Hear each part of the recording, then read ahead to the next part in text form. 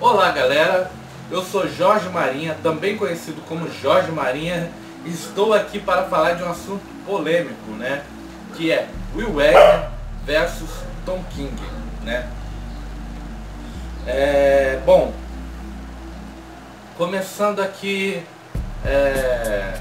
Tom King e Will Eisner, né? Você deve estar se perguntando aí e saracoteando no seu lobo frontal. Mas por que diabos ele está comparando Tom King com o ícone máximo dos quadrinhos Will Eisner? Isso não faz sentido. Na verdade você está tendo uma visão simplista. Por quê? Realmente o Will Eisner é incomparável. Ninguém nunca mais vai chegar perto do que o Will Eisner fez pelos quadrinhos. Ele foi o maior nome dos quadrinhos até hoje. Ele transcendeu os quadrinhos, os gibis, para nona arte. Ele transformou em arte reconhecida. Ele fez o que todo quadrinista sonha em fazer, né? Ele fez arte. Ele maravilhou o mundo. Então ninguém jamais vai chegar perto do que ele fez. E nessa parte você está certo. Porém, ele deixou influências, ele deixou trabalhos para que a gente aprenda a fazer. E nisso, o Tom King aprendeu muitas coisas. Quando você lê os trabalhos do Tom King, você esbarra nessas referências. Essas referências, elas são tão densas dentro da narrativa dele que chega a ser palpável. Você está lendo e você se esbarra de verdade naquilo.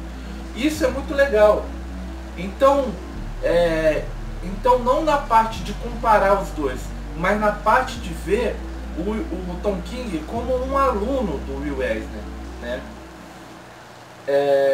Mas aí você deve estar se perguntando aí, pô, você tá falando do Tom King de uma forma, parece até que você gosta dele. O Tom King é muito ruim, o Tom King não presta, o Tom King escreveu merda. É isso que andam falando, né, pela internet nos sites especializados, né? Fala que o Tom King é uma merda, o Tom King não sabe escrever. Mas será que isso é verdade? A resposta para isso está em uma HQ. Na verdade duas, né? Mas uma mais, porque ganhou mais prêmios, né? A resposta para isso está aqui, ó. Senhor Milagre. Nessa HQ aqui, essa HQ ganhou simplesmente 5 prêmios Eisner, né? E isso é muito difícil para uma revista ganhar, porque normalmente ela fica na base de 3 ou 4 prêmios, que são os prêmios específicos. Mas a narrativa do Tom King, ela é tão impressionante que ela consegue alcançar outros setores, né? E eu vou falar um pouquinho mais disso de uma forma que eu vou ter que fazer o link com o Will Eisner, não vai ter jeito. O Tom King, ele escreve não somente o roteiro, mas ele pensa narrativamente o que ele vai colocar naquele roteiro. Isso é muito impressionante, porque ele faz ideia até da colorização e de como as cores vão mexer ali com aquela narrativa. Em Senhor Milagre, isso é muito claro. Apesar de ser uma HQ meio psicodélica, você vê que as cores, a arte finalização, junto com o trabalho do Mitch Gerads, que é o desenhista, elas compõem a narrativa de Senhor Milagre. Um trabalho que nenhum escritor conseguiria fazer sozinho, nem mesmo, né, o mais querido aí de todos, que é o Alan Moore. Ele não conseguiria fazer sozinho, porque esse trabalho é em conjunto, são várias pessoas trabalhando, o que para mim deixa muito mais bonito o trabalho, né? Então, e quem será que fazia isso? Vamos ver quem fazia isso, quem escrevia dessa forma? Bom, a gente vai chegar em Will Eisner de novo, porque ele foi o cara que criou tudo, né? Ele foi o cara que criou os conceitos, ele foi o cara que elevou o quadrinho. Então, é impossível você você pegar uma coisa muito boa e não fazer um paralelo com o Will Eisner. O Will Eisner colocava palavras no texto, nos quadrinhos dele, junto com a narrativa gráfica, né? Sua chuva, escrevendo palavras, suas paredes caídas, escrevendo palavras, né? E durante a saga Heróis em Crise, desenhada pelo Clayman e escrita pelo Tom King, né? A gente vê uma cena, né? A gente vê várias cenas, para falar a verdade. Tem cenas escritas Heróis em Crise nas flores, tem cena Heróis em Crise escrita no céu, tem cena Heróis em Crise escrita nos campos, né? Mas a cena que mais me chamou a atenção foi a cena Heróis em Crise, onde o Gladiador Dourado e o Besouro Azul estão no apartamento do Gladiador Dourado, né, na casa dele, onde as paredes estão todas descascadas, um monte de coisas jogadas no chão. E isso diz muito sobre o Gladiador Dourado, né, que é o dono daquele apartamento, né? Isso é tão importante para o roteirista, pro Tom King, que o Tom King ele colocou aquilo de forma que você conseguir sentir a personalidade dos dois em uma única cena. Então o que a gente pode pegar daquela cena ali? A gente pode pegar que a personalidade do Gladiador Dourado, que ele é um cara meio assim, ele não tem tempo para cuidar da casa, arrumar, fazer limpeza e nem trocar papel de parede e pintar sua casa, porque ele tá aí por aí nas suas aventuras. E ele é um personagem que não tem um destaque na Liga da Justiça. Ele é tipo classe B, ele é um herói chulé, né? Um herói raso. E ali você vê, no meio das coisas dele, daquela bagunça, ele com o Besouro Azul, os dois bebendo, os dois são muito amigos, né? Escrito Heróis em Crise nos objetos. Porque talvez a crise, né, os Heróis em Crise não sejam os do Santuário, mas sejam o Besouro Azul e o Gladiador Dourado, que são os heróis classe B, que estão no meio de deuses poderosos, né? Então seria normal que eles se sentissem daquela forma. E é interessante a forma como Tom King pensa esses personagens, porque realmente seriam questionamentos que um herói teria. Mesmo salvando o mundo várias vezes, eu não sou da panelinha, vamos dizer assim, né? Então isso traz muitas coisas, muitos questionamentos. Isso é parte inerente da narrativa do Tom King, né? Indo para as mensais do Batman, também muito criticada, a gente tem essa revista aqui, ó. Que esta é o casamento do Tom King, do Bruce com a Selina. Aqui a gente vê uma homenagem aos 80 anos do Batman, né, e tudo que ele passou durante esse tempo, em cada fase da vida, com um desenhista que tenha a ver com a sua história. Então realmente Tom King é muito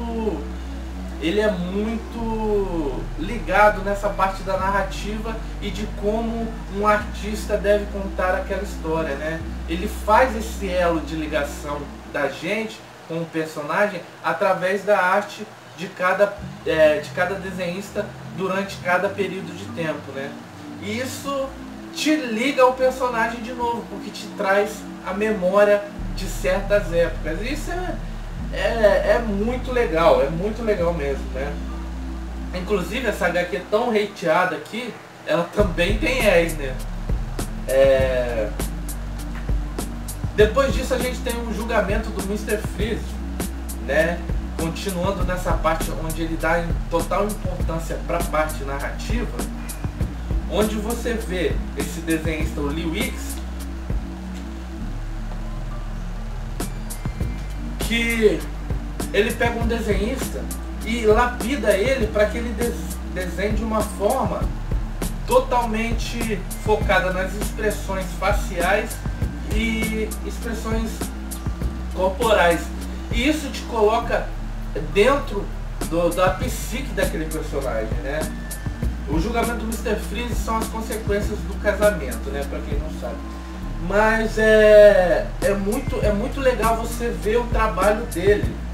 E o trabalho dele, não só na parte narrativa gráfica, que é muito parecida com a do Will Eisner, na parte do roteiro também a gente tem pontos parecidos. O Tom King, ele escreve tragédias. Tudo que ele escreve tem um tom de tragédia no final, né? E por que isso? Porque a vida é assim? Talvez.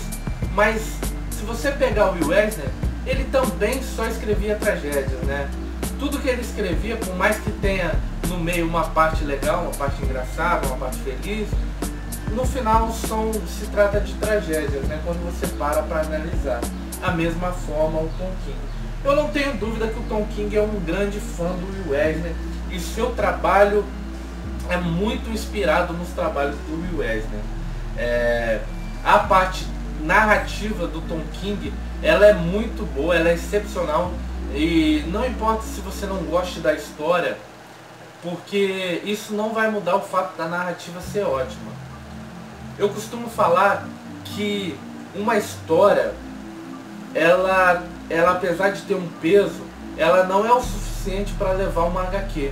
Uma HQ ela não precisa só de história, ela precisa da narrativa gráfica, porque é a narrativa gráfica que vai contar aquela história. Então, não é a história, é como a história vai ser contada.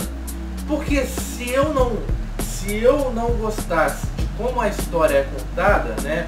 Se eu gostasse somente da história, eu leria livros de história e não um quadrinho, né, como esse, que se você for levar a sério, são pessoas vestidos de vigilantes combatendo o mal, vamos dizer assim, combatendo criminosos ou combatendo o mal em si.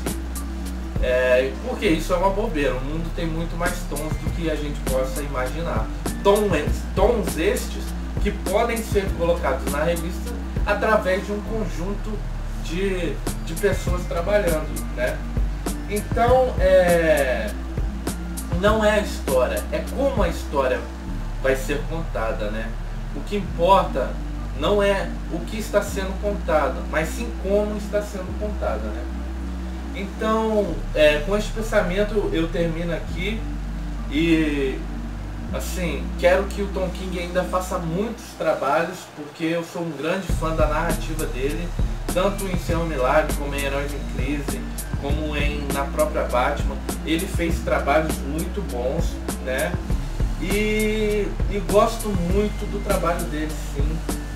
Acredito que, por mais que você não goste da história, você tem que abrir um pouquinho a cabeça para tentar ver a parte narrativa da sua escrita, que é muito boa. Ele sabe muito bem colocar as pessoas para trabalharem de uma forma orgânica, e tudo que ele escreve, ele não pensa somente no texto, ele pensa em como aquilo vai ser colocado num quadrinho, né?